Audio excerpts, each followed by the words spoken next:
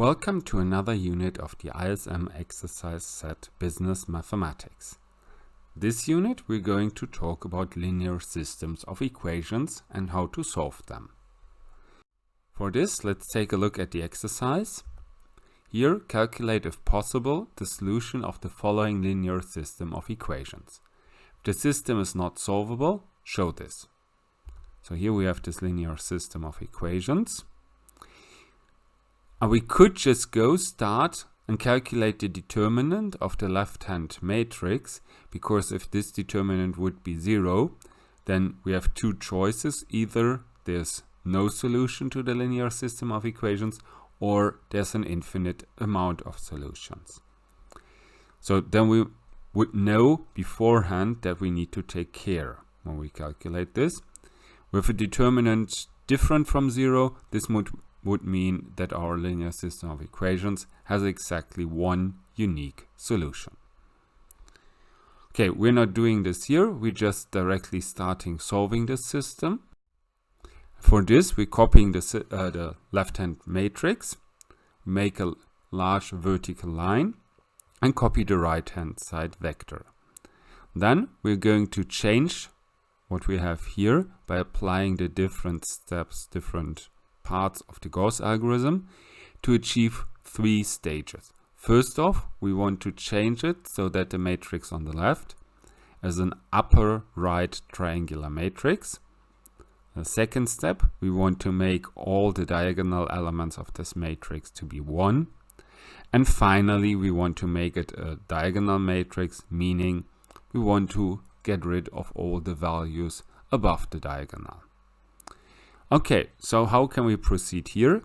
Well, first off, to get rid of the 4, meaning trying to make everything below the diagonal 0, we start with the first column. Here, the 4 is the only thing which annoys us.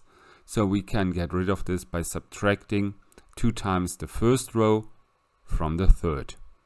And directly we can divide the first row by 2, because then we directly have a diagonal element of 1. So this then would look as follows.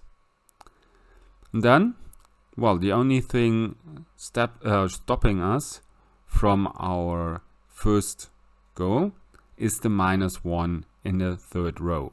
So we just add the second to the third row, getting rid of this -1.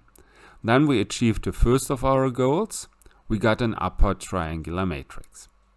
So the only thing in the next step which we need to take care of is the 2 in the third row on the diagonal. So we divide this third row by 2, giving us here an upper triangular matrix with 1s on the diagonal. Then we only need to get rid of the values above the diagonal. So here, first off, we can subtract the third from the second and 1/2 of the third from the first, getting rid of all the values above the diagonal in the third column. This we're going to do here in the next slide. Then it looks like this. And then there's only one thing which we need to take care of. That's the 1 in the first row and second column.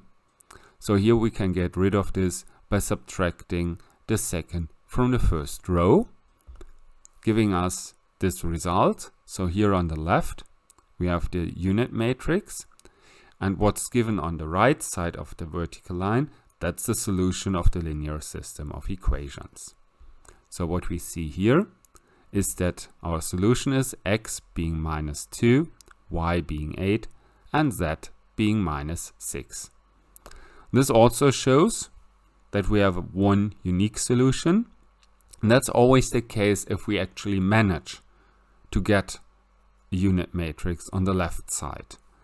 If it's different, so if there's a column which is 0 or more in particular a row which is 0, which only contains zeros, then either If on the right hand side it's also 0, we have an infinite amount of solutions, or if there's a different value on the right hand side, we have no solution to this linear system of equations.